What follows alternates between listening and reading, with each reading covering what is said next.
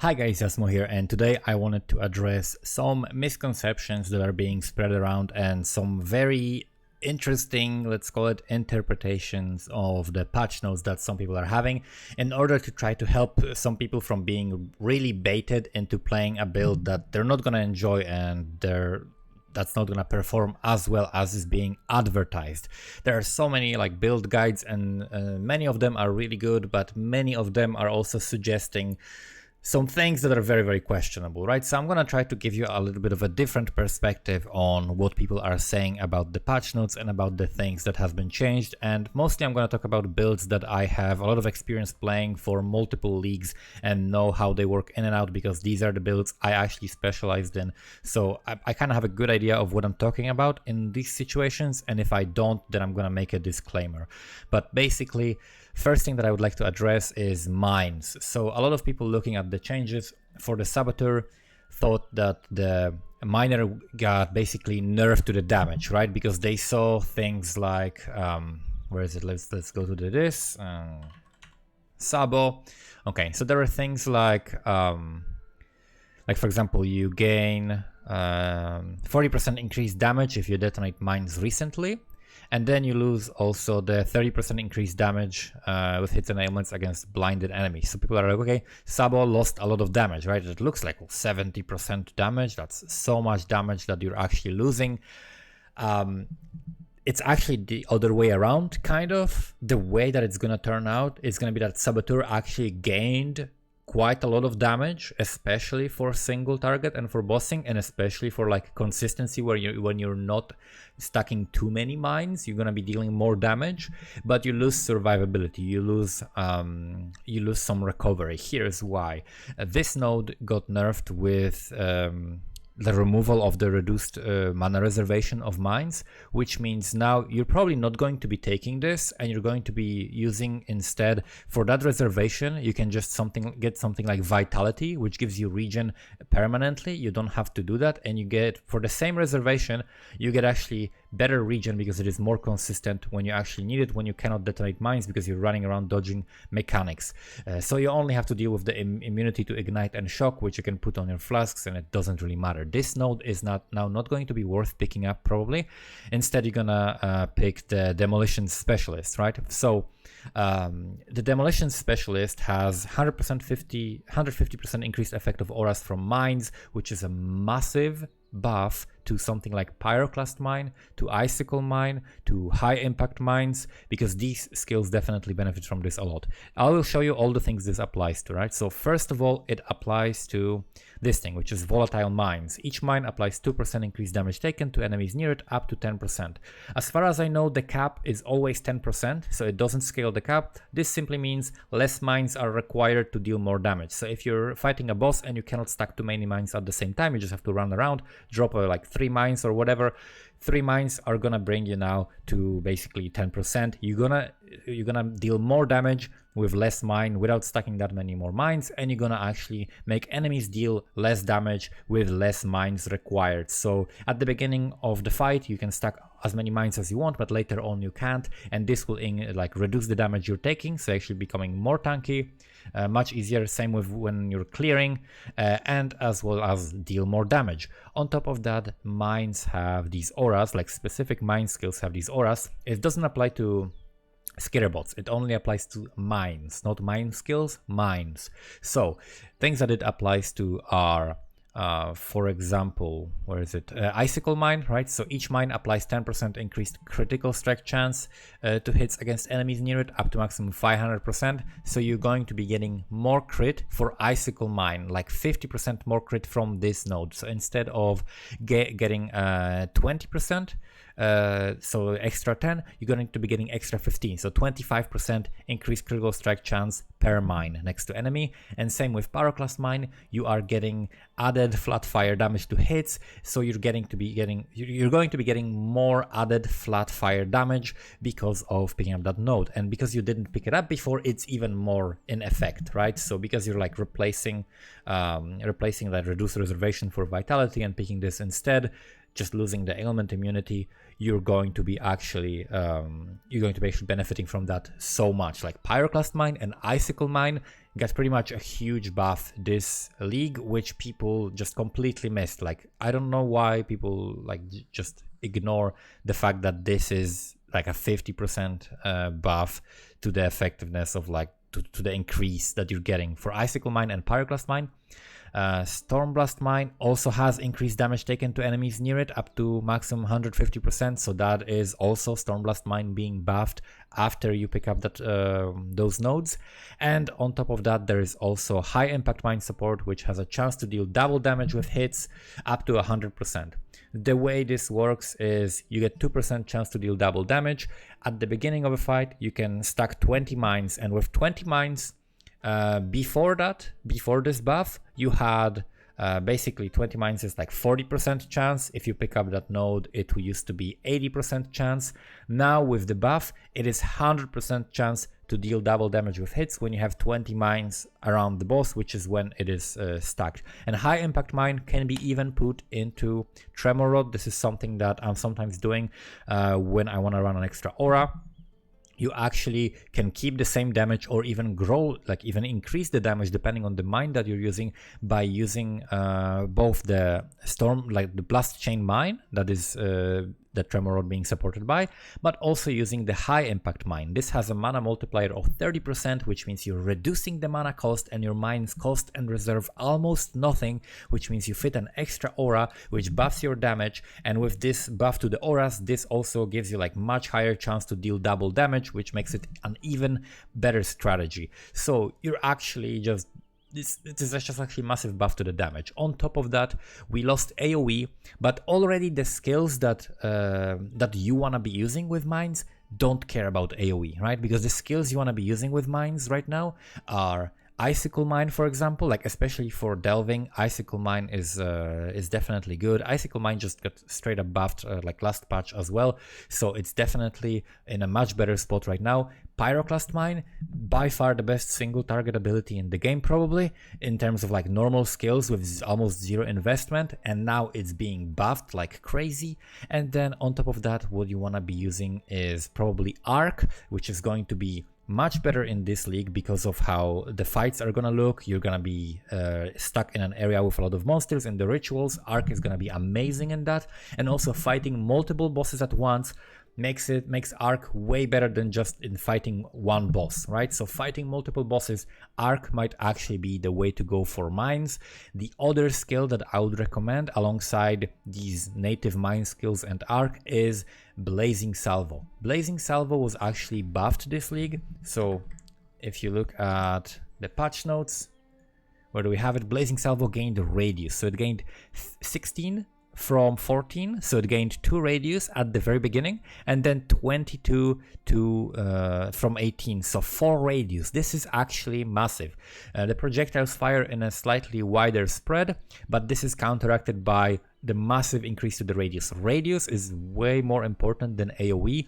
We lost a little bit of AoE, but it's not that much. Like, you lost 30% AoE from this node, but you gain like, where is it, 5, so you gain like 1% per mine here, so you gain like, let's say 10% AoE. So you lost like 20% realistically, but you gained more than that from here. Blazing Salvo was already an amazing mine skill. I played Blazing Salvo in the Heist League, that was my league starter, and just on Tremor Rod, without any other gear other than just like shitty rares with life and resist, I cleared the whole game. I cleared Awakener 8, no problem. It remained my boss killer while I was like gearing up my custom crit assassin. Like, I was clearing map with custom crit assassin, but it didn't have good single target yet, even with like many eggs of investment. So I was still killing Awakener and Conquerors with my Blazing Salvo miner that just had the Tremor Rod basically.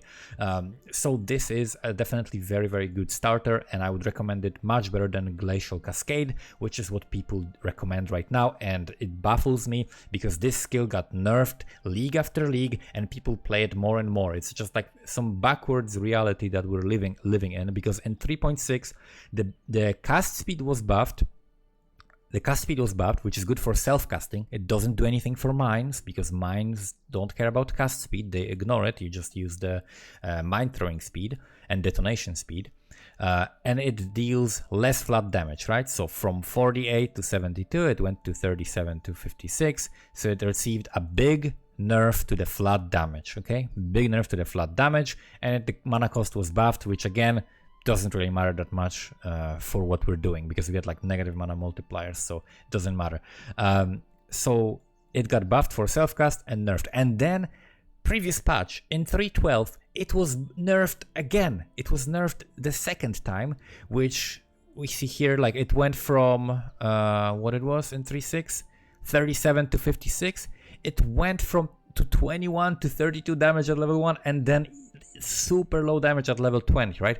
It gained the conversion, but the conversion, you always converted it. Like, it's not a problem to get an extra mod to convert the skill, like especially something like that. It's very, very easy to convert that. This is absolutely insignificant. The final spike is what deals more damage, which is something that you can do when you're self-casting, because you're casting from a consistent point, but when you're throwing mines, you actually cannot aim that consistently. And again, the cast speed was buffed, so it was buffed for self-casting and nerfed for mines again and again. And for some reason, when it was nerfed for mines, because they showed a preview before the league, like of someone playing Glacial Cascade mines, and the AoE looked really good, and it got reduced and fixed anyway to be smaller. People were like, wow, this looks so cool, because they showed it in a preview, but it's actually way worse than the other spells that you can play. Even Ball Lightning would be better than that. So I do not recommend the Glacial Cascade. This is a big bait that people keep telling people to play, but Blazing Salvo, Arc, Pyroclast, Icicle Mine, definitely better skills than that. So that is the first thing that I wanted to get out of the way. And also the fact that Saboteur got actually buffed in terms of damage. You just build it differently, and you just receive a buff, and you're going to be blowing bosses even faster right now, right? And also, I didn't even mention 10% crit multi-buff, right? On top of everything else, you also got like 10% crit multi-buff, which pretty much compensates for the like increased damage that you lost from that. So Saboteur buffed, specific mines are being buffed, Glacial Cascade is a bait. That's TLDR basically. The second thing I wanted to talk about is the thing that I've been researching and practicing for a really, really long time now, which is the Toxic Rain. So there are specific things about Toxic Rain that happened. First of all, just to summarize it, because I'm getting asked this question like approximately every 5 minutes on all social media and so on. The Toxic Rain Pathfinder build that I have a guide for has been buffed by a very small amount, right? It received a little bit of a buff. This is like an insane min-maxed version, like a very, very, very optimized PoE for the Toxic Rain Pathfinder. These are like astronomical numbers with like the best obtainable harvest gear. And it went from 146 million to 159 million, so it gained like what, 13 million damage. So that would be like somewhere between 5 and 10% damage. Okay, it gained a little bit of damage. As long as you have enough AoE to support that, which with Harvest Crafting you will, and with Carcass Jack especially you will, then you're simply gaining damage, because it basically lost 20% AoE. It still has like 30% increased AoE, lost 20%, but it gained the more chaos damage with attack skills multiplier, because we were not going for Master Toxicist. It was a worse node overall than the Nature's Adrenaline, even though it shows a bigger tooltip, but you actually deal less damage in game. You have to understand that tooltip doesn't really matter that much for certain skills. That's why people are playing Trickster. Like, main reason people were playing Trickster is I'll address Trickster in a moment, but basically we gained damage because the more chaos damage multiplier is way better than the increased chaos damage that it had before. So these nodes being unchanged and being just as good, and Pathfinder still being one of the few ascendancies that didn't lose movement speed on it, because it's kind of the identity of it, like running fast with the flasks and having the great Quicksilver uptime and effectiveness, means that this is like this de-zoomer ascendancy now, and we are gaining a little bit more damage, right? One thing that people are talking about for Toxic Rain is the Deadeye. So yeah, Pathfinder is a go. The guide is exactly the same. All my guides for the Toxic Rain Pathfinder are updated with the newest PoE, which basically had nothing changed in it at all because all the passives stay the same.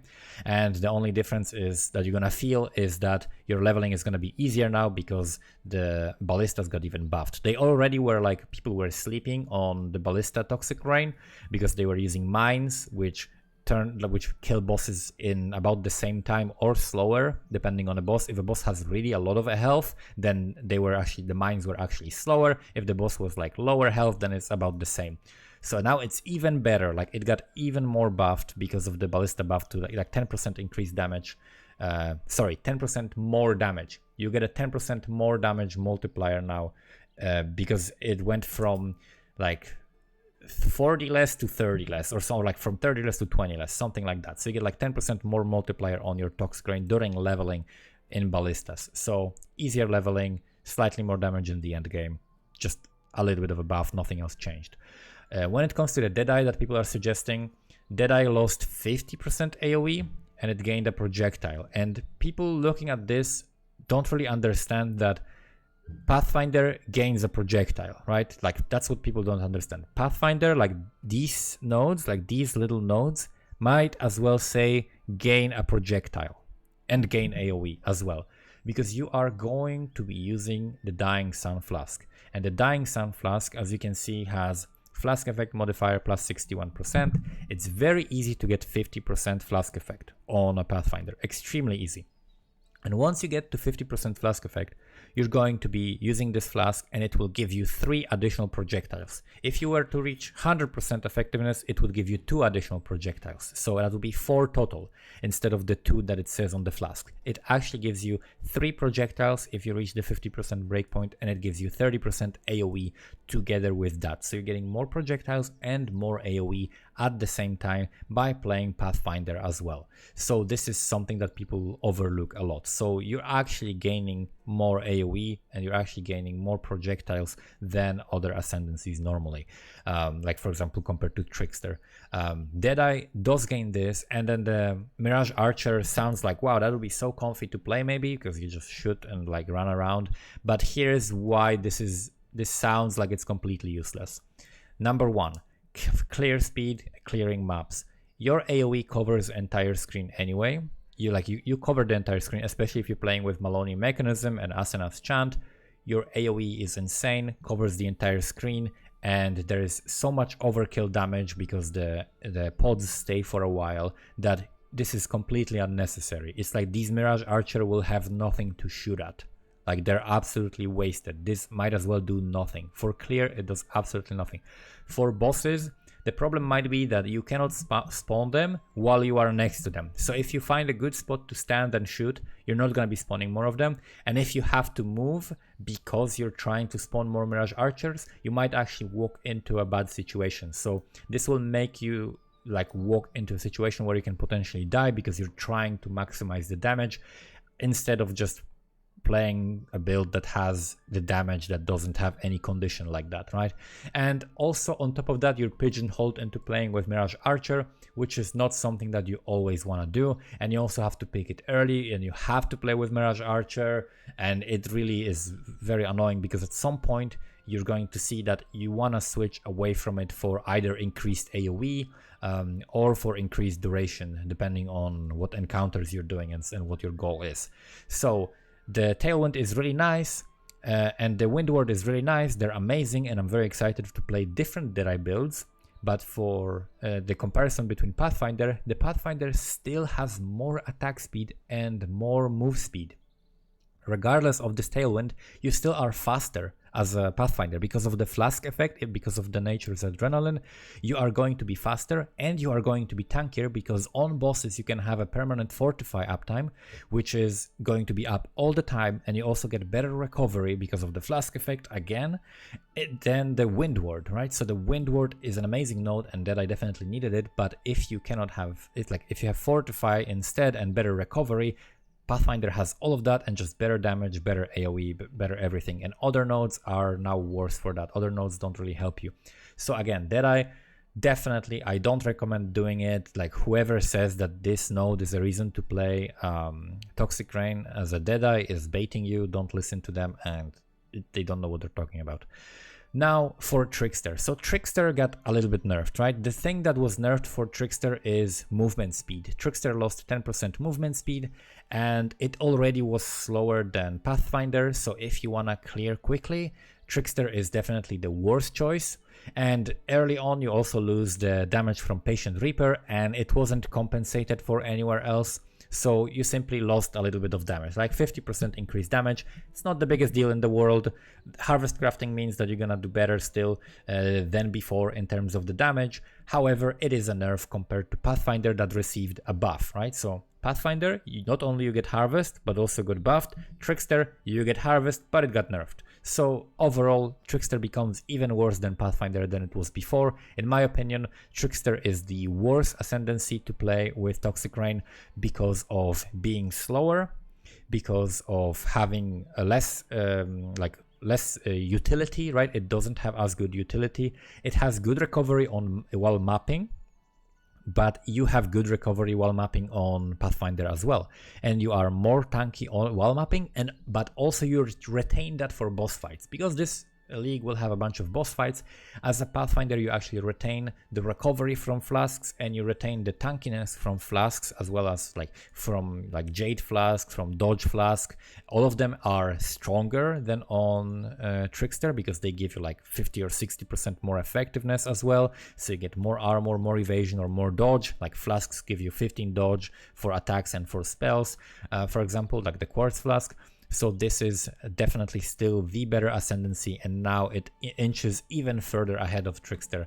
And people saying that Trickster has a better defense, you lose avoidance now, and you don't have the recovery on bosses, so it's actually worse defense in general. Like you have worse mitigation outside of the Ghost Dance, which you have to invest heavily into Energy Shield or go CI, and people saying like that going CI or managing the percentage of ES, managing ES so that you have enough so that you can recover as much as you have evade, like 5% of the evasion and so on.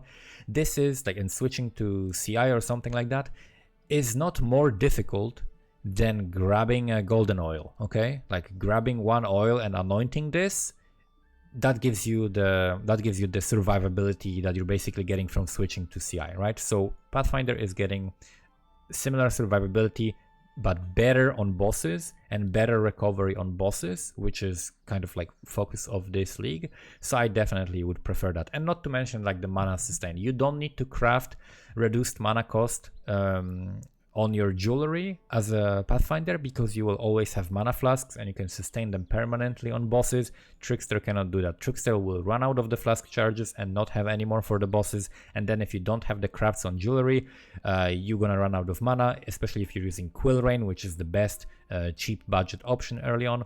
So you need the crafts on the jewelry, which takes up a slot that instead could be something like minimum frenzy charges or minimum endurance charges, which means again more damage or more survivability on Pathfinder. So definitely recommend that. I think I covered that. Hopefully this is clear for you guys. A couple of other things that I wanted to talk about, which are very brief. People are saying, for example, that Raider got buffed in these patch notes. No, it didn't. It's the same as it was before. Permanent onslaught doesn't matter. You always had permanent onslaught. You had like onslaught while mapping was always available. On kill, you always had it up. And on bosses, it's 10%. It was 10% chance to gain it while hitting a unique enemy, which you also always had pretty much, except for like the first second of a fight. Okay, so for the first second of a fight, you maybe didn't have it, but then later you did. Unless you also had a flask, then you would be having it permanently anyway. And then Quartz Infusion phasing. You had phasing while you had onslaught, so it also was pretty much permanent. You get it in town now, okay? You run faster in town, so you got buffed in town, but it's not like, okay, that's great. You got buffed for running through town. You run through town slightly faster. Okay, that's the buff, right? Like the 5% dodge that you gained is basically compensated by the 10% chance to evade that you lost. So you lost 10% chance to evade, you gained 5% chance to dodge. Dodge is better than evasion. comes out to be very similar to what it was before. You lost a bunch of attack speed and you lost a bunch of damage, like many nodes.